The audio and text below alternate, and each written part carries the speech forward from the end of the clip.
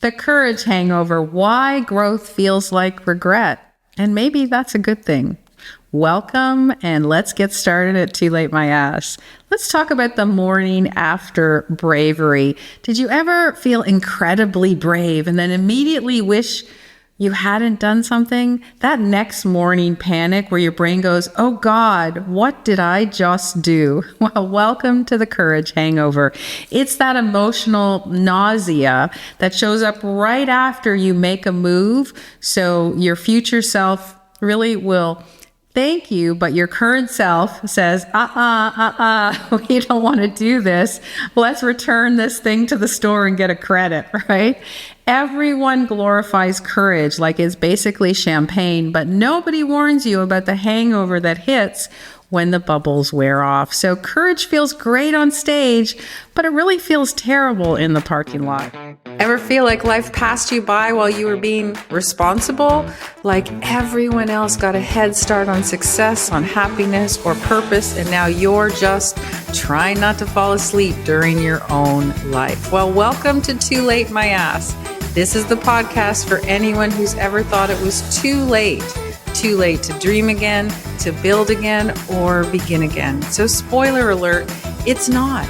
I'm Faye Chappell, and I'm here to help you burn the rule book, rewrite the script, and become the main character in your next chapter. So whether you're 39, 49, 59, or 79, this isn't about getting your groove back. It's about finally giving yourself permission to freaking exist exactly as you are. So hit subscribe, tell that inner critic to take several seats, and let's make this your comeback era, because too late, my ass. So let's talk about it a little more. Let's talk about that morning after the bravery. Here is how it goes. You finally quit the job, you end the relationship, you launch the business, you say the hard truth that you've been holding inside, you hit send, right? You hit send on your computer and you exhale, right? And then about 6 hours later, your nervous system files for emotional bankruptcy because your chest starts tightening, you open your phone 100 times looking for that validation that never comes, you start Googling, can you reverse a life decision politely? That's the hangover. That's your body detoxing from adrenaline and certainty at the same time. We don't talk about this enough because social media only shows the before and the after glow up, right? No one posts that in-between spiral when you're literally lying on the kitchen floor and you're eating dry cereal, or you're wondering if you just ruined your life or you saved it. Let me say this plainly. If you feel like absolute garbage after doing something brave, great, because that's proof that it actually mattered. The bigger the leap, the louder the self-doubt, right? Your brain hates change. It hates it more than driving up north in Toronto on a Friday because that traffic will really kill you. Your brain is wired for safety, not satisfaction. So when you upgrade your life, your brain interprets it as a personal attack. And that panic you feel, that's not failure, that's recalibration. So I want you to think about one courageous thing that you've done in the last year. And I want you to write down the first 48 hours after you did it. Do you remember it? What did your body do? Did you have a tight chest? Did you have no appetite? The sudden urge to move and hide away somewhere? That's your hangover log, right? Proof that you actually stretched your identity, right? So we think about why growth feels like a mistake. Because here's the dirty secret of personal growth. It feels exactly like self-sabotage while it's happening, because every new version of you kills an old one. And funerals aren't fun, even when they're metaphorical, right? When you evolve, you're not changing habits, you're breaking contracts, right? Silent ones that you sign with other people's expectations. And they don't always want a clap for that, right? You stop being predictable, and suddenly everyone who benefited from your people-pleasing they start calling you difficult, right? Because you are no longer doing anything that they wanted. Confidence coaches won't tell you that growth makes you lonely before it makes you liberated. Think about that.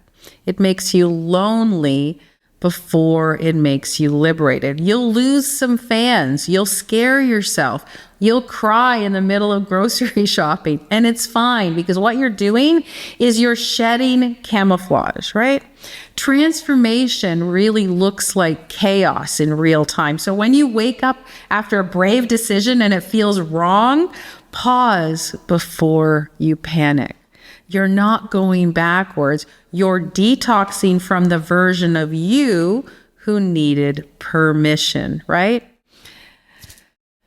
Let me tell you a story of the biggest courage hangover I had, the one that looked like the failure it was until it became freedom, okay?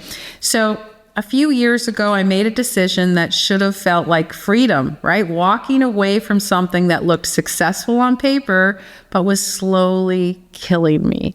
And from the outside, it looked really bold and empowered. I could hashtag reinvention. But I was inside, I was a full-blown emotional disaster. I couldn't sleep. I questioned everything. I convinced myself that I'd thrown away the only version of success that I knew. And everyone said, what did they say to me? You're so brave. And I wanted to scream, brave? I'm actually nauseous, right? So for weeks, I kept replaying it in my head, the conversations, the emails, the moment I closed the door. I wasn't proud. I was petrified. And that's when I learned that something no motivational quote will tell you. Courage does not feel like victory. Courage feels like loss, because before the new life begins, the old one has to end. And endings always seem like grief. So every time you reinvent yourself, something has to die. Usually your comfort zone. That hangover lasted months, and I tried to rush it and fix it and out-hustle it. But one morning, after another anxiety-fueled 3 a.m. coffee, I realized I didn't actually regret the decision. I just missed feeling sure. And that's the thing that nobody prepares you for. Courage does not delete fear, it deletes familiarity, right? And without them, even freedom feels foreign. So if you're sitting in that post-change fog that you're thinking, did I ruin everything phase, right? You're not crazy. You're just recalibrating. And that's a big, big learning for us all in any situation. It doesn't have to be a big change. It can be a little change, but that feeling in your gut, right? There is a science behind really that courage crash, right? And that's exactly what's happening in your brain during a courage hangover. So let's think about how that happens, okay? So step one, it's about adrenaline. When you make a bold move, your body floods it. That's the rush, the hell yes moment. I'm going to do this. I'm so excited. I'm going to make that change. And then step two is the dopamine, and you hit that euphoric, I did it. Woo, I feel stoppable. I feel unstoppable. You post your Instagram story, you tell everybody what you did, and you're really excited. But then step three comes, and what's step three? It's the crash. So when the adrenaline wears off and the dopamine drops, your brain goes, wait, are we safe? And that's when the doubt kicks in. It's called your prediction error, really. Your brain expected safety and routine, but it gave you change and chaos. And it literally freaks you out, right? So it interprets discomfort as danger, and which feels like, you guessed it, regret, right? So your brain isn't saying you did the wrong thing. It's saying, this is new, and I'm not going to like it for a while. I'm not going to like it yet. Don't give this to me. I don't want to do it. So fear and regret really speak the same language. They just have different timing, right? Think of courage like an emotional tequila shot, one of my favorites. It burns going down, but it feels euphoric for a minute, right? And the next morning you swear you'll never do it again. But deep down, you know it was worth it. And that's the courage hangover, your nervous system detoxing from certainty. And if you try to numb it with overthinking or over-explaining or overworking, you rob yourself of the clarity that comes right after. So the next time you hit that emotional crash after a bold move, I want you to ask yourself this: what if this isn't regret? What if this is just withdrawal from my old self? I want you to write it down. Don't analyze it, just witness it. So just make sure you write it down next time you feel regret and ask yourself, is it regret or is it withdrawal from my old self? That was what makes that difference. And that's when you're going to get that moment of clarity that arrives, right? Because clarity doesn't arrive with a marching band. It sneaks in when you're exhausted, right? From really fighting yourself. For me, it was the moment I stopped trying to fix the feeling. I sat in that discomfort and I realized it wasn't proof that I'd failed. It was proof that I'd finally stopped betraying myself. That's when everything shifted. And I realized that courage hangovers aren't a problem to solve. They're a symptom of progress. Isn't that a lot easier to handle? They're a symptom of progress. So you don't get them when you're playing small. You only get them when you're finally leveling up past all of your excuses, because regret is just courage's echo, right? It fades when you start listening long enough. And that's what makes the difference. I can't say enough that recovery from that hangover is important, right? Because every hangover does have a cure, right? Then the courage detox isn't about really numbing that feeling. It's about metabolizing it. It's about turning the emotional residue of bravery into something usable. So I'm going to give you my TLMA 3-step protocol. Okay. I try to leave you with some of the formulas and protocols that we do at TLMA. So here's this one for you. So number 1 is recognize the signal. So when that post-bravery panic comes in, that racing heart, the what have I done, that soundtrack, just name it whatever you want. Say, this is the courage hangover. And the moment you label it, you stop personalizing it. It's biology. It's not bad decision making. So that's number 1, recognizing the courage hangover. Step 2 is reframing the system or the symptom. Ask yourself, what if this isn't regret? What if this is just a sound of expansion? Because growth aches, right? And when you stretch a muscle, it hurts. And when you stretch a life, it screams. So understanding that it's just the sound of expansion, of getting bigger. And then number 3, I want you to really re-stabilize your system. So breathe. We talk about these all the time, guys. Breathe, move, eat something that isn't guilt. Ground yourself back to the present moment.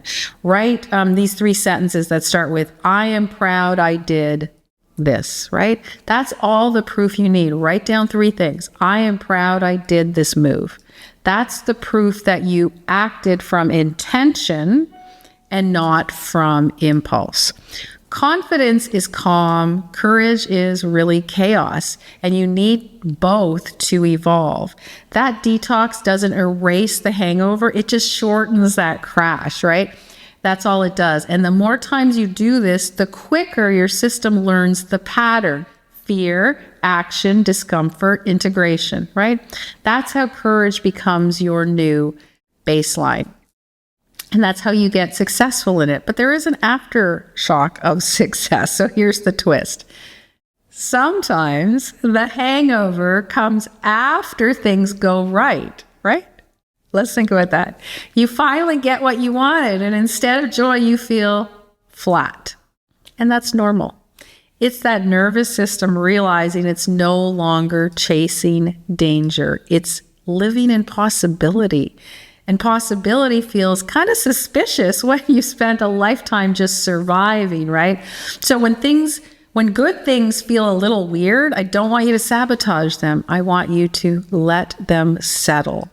Your body needs to catch up to the life that your courage has just built. And sometimes peace feels uncomfortable simply because it's new. We see this a lot when people are, when I'm teaching meditation, because it's even though you know you're doing something good, you're sitting there, you've decided to do it, it feels so uncomfortable because it's new. That's the only reason, right? So, okay, Rebels, time for your weekly homework. This is going to be the 72-hour courage reset. Okay, so I want you to write this all down for the next 3 days. Number one, day one, I want you to notice the nausea. Write down one place that you've been brave recently and everything that feels messy because of it. I am sure you have one. Many of us do. Number two, name the narrative. What story is your fear trying to sell you? I shouldn't have said that. I moved too fast. I want you to write it down and then cross it out. That's it. Write it down and then cross it out. But I need you to write it down first. And then number three, day three, is neutralize that noise. Do one small thing that reminds your nervous system that you're safe now. Walk, laugh, call a friend who tells you the truth, not the one who feeds you panic, okay? That's it. 3 days to transform regret into resilience. So here's your TLMA truth bomb today. Courage isn't glamorous. It's gritty, it's sweaty, it's occasionally probably smells like stale coffee and panic. But here's the truth. Every person you admire has thrown up after a brave decision, right? Maybe not literally, but emotionally. Because courage doesn't come with clarity. It comes with chaos first, clarity later. So if you're in the hangover right now, maybe you just retired and early and you're like, oh my God, what did I do? That was the wrong decision. Or maybe you decided to try a new business. The doubt, the dread, the dear God, what did I do? Just breathe. You're not lost. You're in the in-between, right? And the in-between is where that whole alchemy happens. Regret is just proof that you were brave enough to change. So your courage hangover isn't a sign to turn back. It's a sign that you're metabolizing the old you, right? And she was never meant to survive your next level. She was meant to change. So that's your prescription for the courage hangover. Drink water, take naps, don't text your ex. Nope, don't text your ex-life, never. If you want to go deeper, the real recovery happens now inside Act 2 Inner Circle. In this week's backstage episode, for those of you who are members, Stacey and I are breaking down the hidden cost of courage and why control masquerades as confidence and how to really collect evidence that you're exactly where you should be. So join us, bring your journal, get your favorite comfort drink. We'll laugh, we'll probably overshare as usual, but we'll definitely prove that courage is contagious. Too late? My ass. Thanks for listening to Too Late My Ass. If this episode made you feel seen or heard or a little more ready to take your damn life back, then go ahead and hit that follow button. If you want to go deeper, grab your free comeback kit at toolatemyass.com and join the Act 2 Insiders list for weekly tools, community, and reminders that your story is far from over. Remember, you're not done. You're just getting started. Too Late My Ass, produced by the City Media Group.